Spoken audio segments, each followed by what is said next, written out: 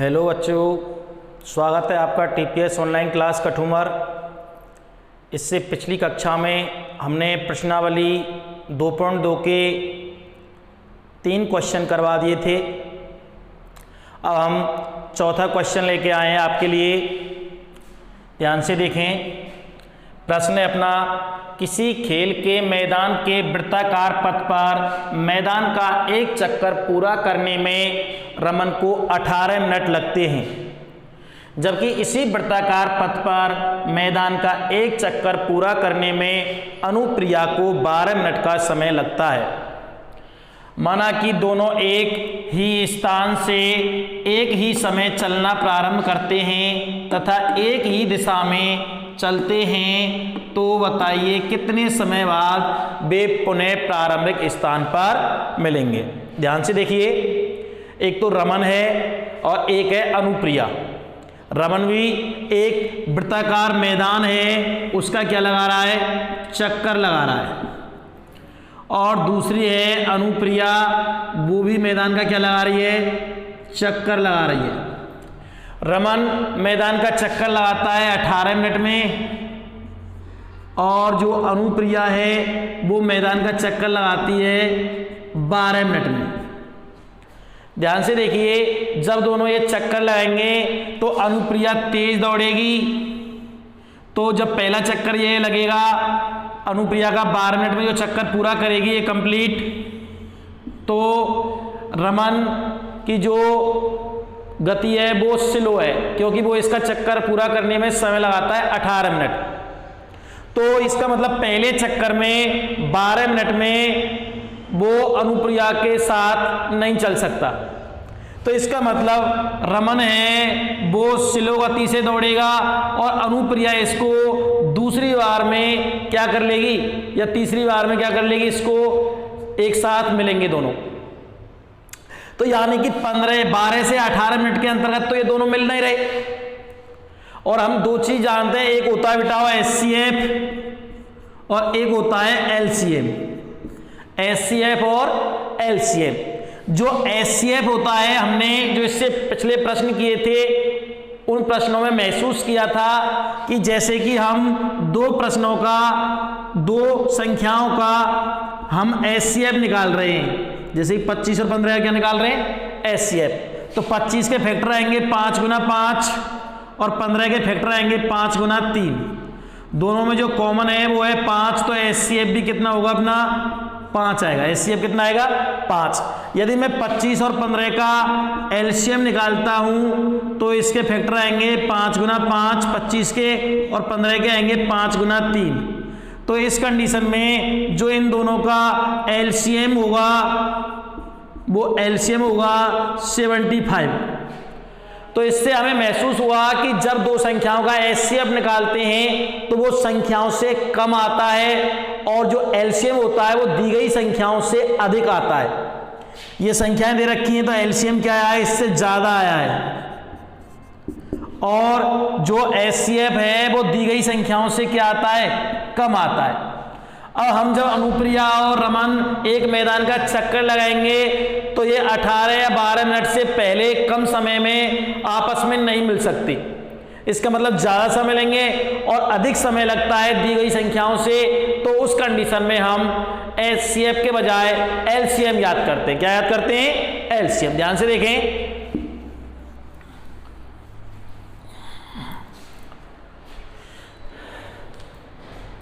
Answer, किसी खेल के मैदान में वृत्ताकार पथ पर मैदान का एक चक्कर पूरा करने में रमन को 18 मिनट लगते हैं। तो रमन को मैदान का एक चक्कर लगाने में कितना समय लगता है, रमन को मैदान का एक चक्कर लगाने में समय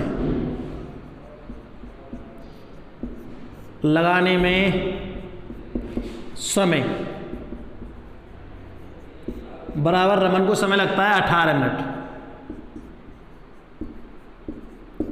और दूसरा है अनुप्रिया। अनुप्रिया को इसी मैदान का चक्कर लगाने में कितना समय लगता है? 12 मिनट। अनुप्रिया को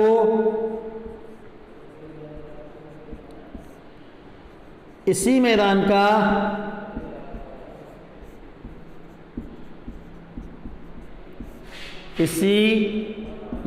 का एक चक्कर लगाने में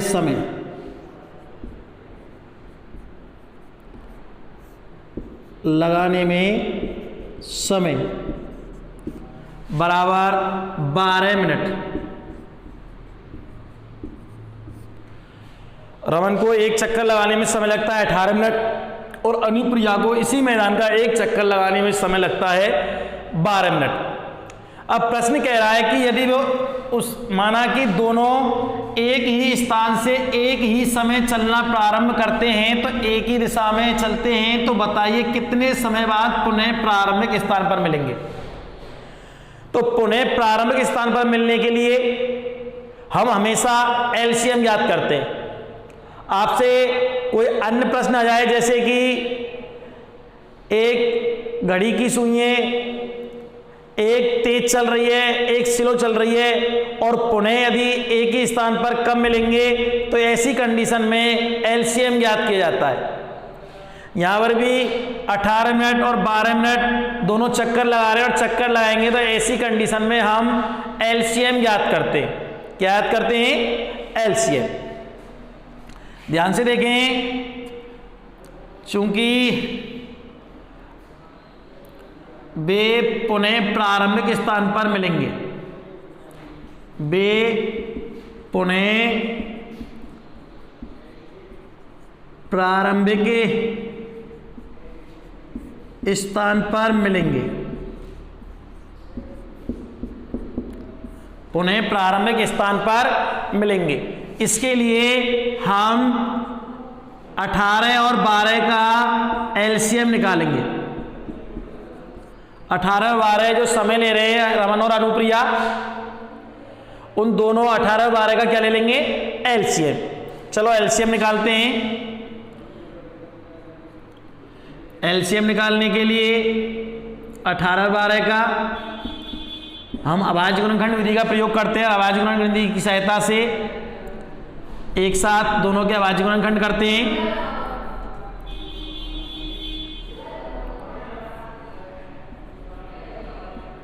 सबसे पहले इसमें 2 का भाग जा रहा है कितनी बार?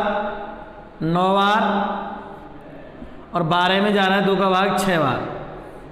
फिर 2 का भाग दिया, 9 में नहीं जा रहा है, इसको ऐसा कैसा लिख देंगे? 6 में जा रहा है, 6 में देंगे कितनी बार? 3 बार।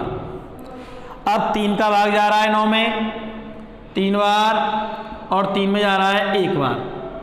पुनः फिर 3 का भाग देते हैं, 3 में जा रहा है 1 बार, 1 में नहीं जा रहा है, इसको एज इट इज ऐसा कैसा लिख देंगे। तो इस प्रकार से जो हमारा एलसीएम निकल के आएगा, 18, 12 का जो एलसीएम निकल के आएगा वो होगा हमारा 2 गुना 2 गुना 2 गुना 2 गुना 3 गुना 3। एलसीएम कितना है 18 12 का? 2 गुना 2 गुना 3 गुना 3, यानी कि 2 दूनी 4, 4 तिया 12, 12 तिया 36। अतः रमन और अनुप्रिया को पुनः प्रारंभिक स्थान पर आने के लिए या मिलने के लिए 36 मिनट का समय लगेगा। अतः रमन व अनुप्रिया पुनः 36 मिनट बाद मिलेंगे। पुनः 36 मिनट बाद प्रारंभिक स्थान पर मिलेंगे। पुनः प्रारंभिक स्थान पर मिलेंगे।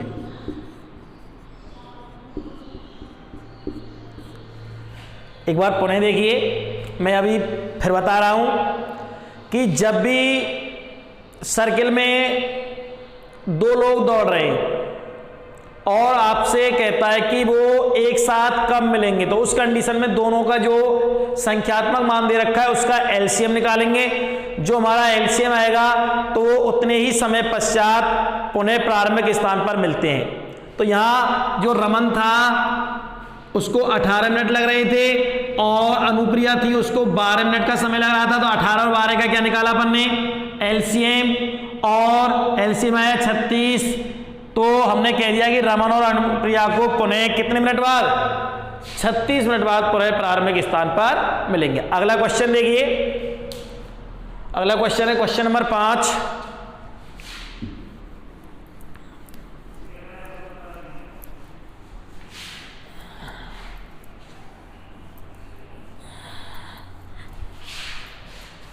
एक संगोष्ठी में, अगला क्वेश्चन है, एक संगोष्ठी में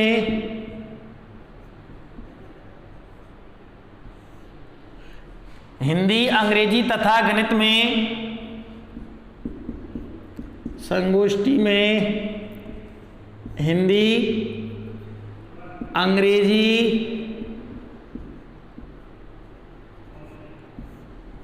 तथा गणित में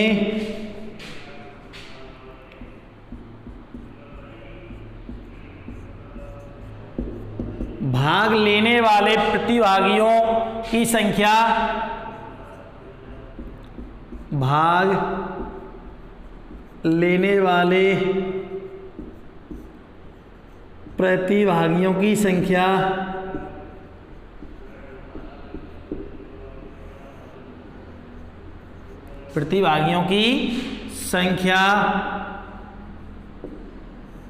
क्रमशः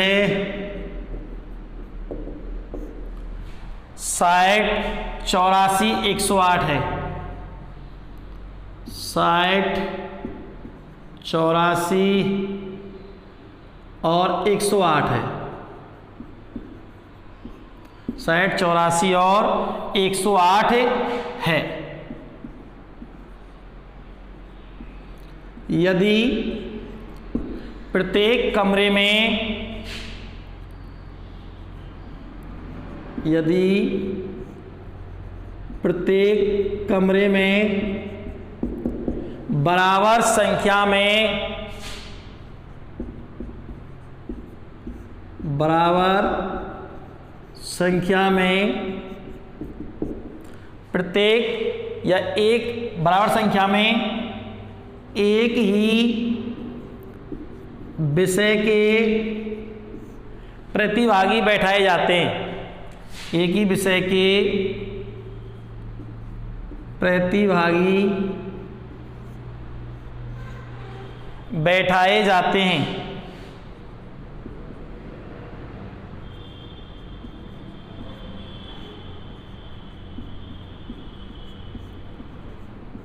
तो आवश्यक कमरों की न्यूनतम संख्या ज्ञात करो। तो आवश्यक कमरों की न्यूनतम संख्या ज्ञात करो।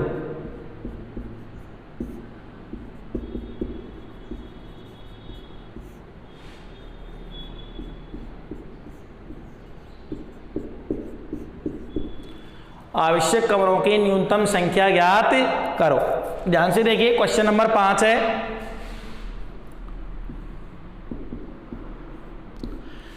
प्रश्न है कि एक संगोष्ठी है, उसमें हिंदी, अंग्रेजी और गणित के प्रतिभागियों की प्रतियोगिता कराई जाती है और उसमें हिंदी, अंग्रेजी और गणित के 60, 84 और 108 प्रतिभागी लिए जाते हैं। उन प्रतिभागियों को किसी कमरे में एक ही विषय के प्रतिभागी बैठाए जाते हैं बराबर संख्या में। तो आवश्यक कमरों की न्यूनतम संख्या ज्ञात की, यानी कितने कमरों की आवश्यकता होगी कि बराबर संख्या में और एक ही विषय के विद्यार्थी बराबर बराबर बैठे। तो इसके लिए जो कमरों की न्यूनतम संख्या है, वो संख्या याद करने के लिए, कमरों की न्यूनतम संख्या याद करने के लिए मैं आपको बताता हूं कि हमारे पास जो टोटल प्रतिभागी हैं जो भाग ले रहे हैं प्रतियोगिता में, वे हमारे टोटल प्रतिभागी हैं 60, 84 और 108 सबका ऐड कर लेते हैं। 60, 84 और 108 ये विद्यार्थी प्रतियोगिता में भाग ले रहे हैं। अब जो ये टोटल विद्यार्थी ये हुए 252, 60, 84 और 108 को ऐड किया 252। अब 252 विद्यार्थी हैं कुल, और प्रत्येक कमरे में बराबर बराबर एक ही विषय के प्रतिभागी बैठाने, और मुझे कमरों की संख्या याद करनी है। तो कमरों की संख्या मैं तभी याद कर सकता हूं जब मुझे कुल विद्यार्थी पता हो और एक कमरे में कितने विद्यार्थी बैठाए जाने उनका पता हो। यदि मुझे ये पता है तो मैं कुल विद्यार्थियों में एक कमरे के विद्यार्थियों का क्या दे देंगे, भाग दे देंगे। यानी कुल विद्यार्थी मान लीजिए 252 है और एक कमरे में जितने विद्यार्थी बैठ रहे हैं उनको क्या मान मैंने x, तो जितने विद्यार्थी एक कमरे में बैठ रहे हैं उनका जब कुल प्रतिभागियों में हम भाग देंगे तो जितना भी आएगा वो कमरों की संख्या आएगी।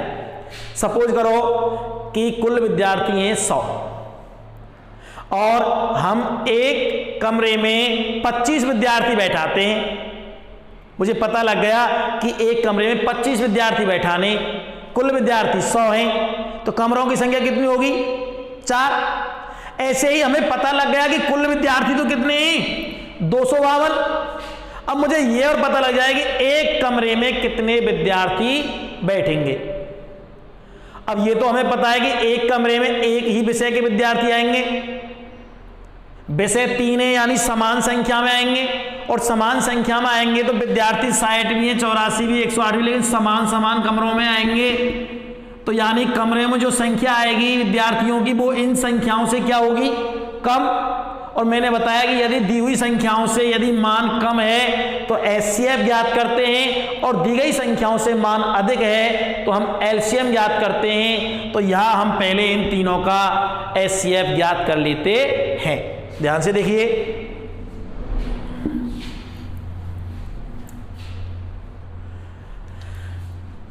यदि मुझे प्रत्येक कमरे में कितने प्रत्याशी आएंगे या कितने प्रतिभागी आएंगे उनकी संख्या याद करनी है तो मुझे इन तीनों संख्याओं का HCF लेना पड़ेगा। प्रत्येक कमरे में प्रतिभागियों की संख्या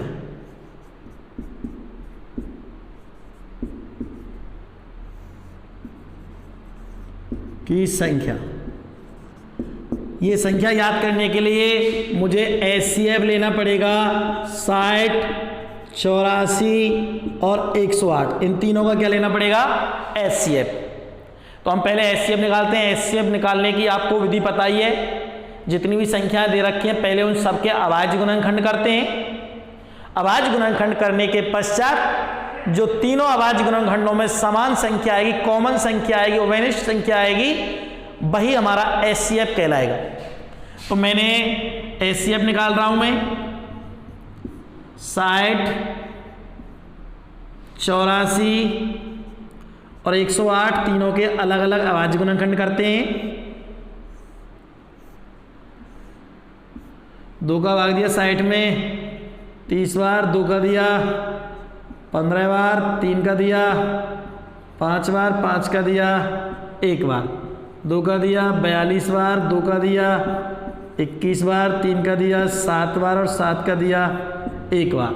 108 में 2 का भाग दिया 54, 2 का भाग 54 में दिया 27, 3 का भाग दिया 27 में 9 और 9 में 3 का दिया 3 और 3 का दिया 1। तो यहाँ पर जो 60, 84 और 108 के अभाज्य गुणनखंड आए उनको मैं लिखता हूँ। 60 के आए 2, 2, 3, 5, 2 × 2 × 3 × 5। 84 के खंड आए हैं 2, 2, 3, 7, 2 × 2 × 3 × 7। 108 के जो अभाज्य गुणनखंड आए वो आए 2 × 2 × 3 × 3 × 3। इन तीनों में जो कॉमन होगा वही हमारा क्या कहलाएगा, HCF। देखिए 2 तीनों में आ रहा है इसके अलावा 1 2 और भी आ रहा है, इसको भी मल्टीप्लाई कर दिया। 1 3 भी आ रहा है, तीनों में 3 को भी ले लिया। इनके अलावा कुछ और कॉमन आ रहा है? कुछ नहीं आ रहा है, तो यही हमारा HCF होगा। और HCF बराबर आया हमारा 2 दूनी 4 तिया 12। अतः प्रत्येक कमरे में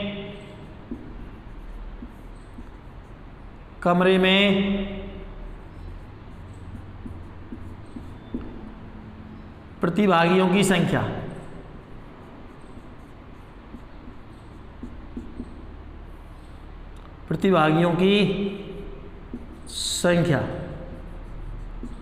बराबर होगी 12। 12 प्रतिभागी आएंगे प्रत्येक कमरे में, 12। अब हमसे पूछ रहा है आवश्यक कमरों की न्यूनतम संख्या। तो ऐसे कमरों की जो न्यूनतम संख्या होगी तो कमरों की न्यूनतम संख्या अविष्ट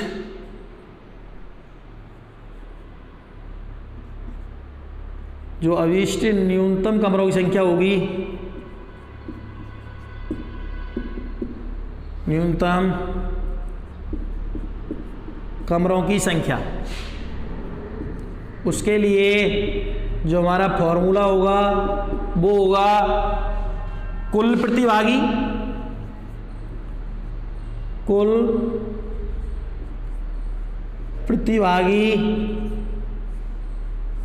बटे में 12। यानी कि जो प्रतिभागियों की संख्या है उसमें हम एक कमरे के प्रतिभागियों की संख्या यानी 12 का क्या दे देंगे? भाग दे देंगे। तो अपना आंसर आएगा कुल प्रतिभागी होंगे अपने 60 प्लस 84 प्लस 108। जो विद्यार्थी भाग ले रहे थे, प्रतिभागी जो भाग ले रहे थे वो 60 84 और 108 तीनों का टोटल किया और इसमें भाग कितने का दे देंगे? 12 का 60 84 और 108 ये कितने आए? 252। इसमें भाग देते हैं कितने का? 12 का भाग देंगे 252 तो 12 दूनी 24, 1 और 2 12, 12 का 12 यानी 21 कमरे। अतः कमरों की न्यूनतम संख्या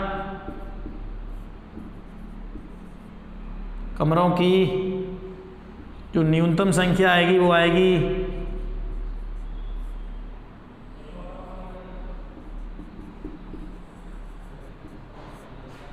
21 होगी।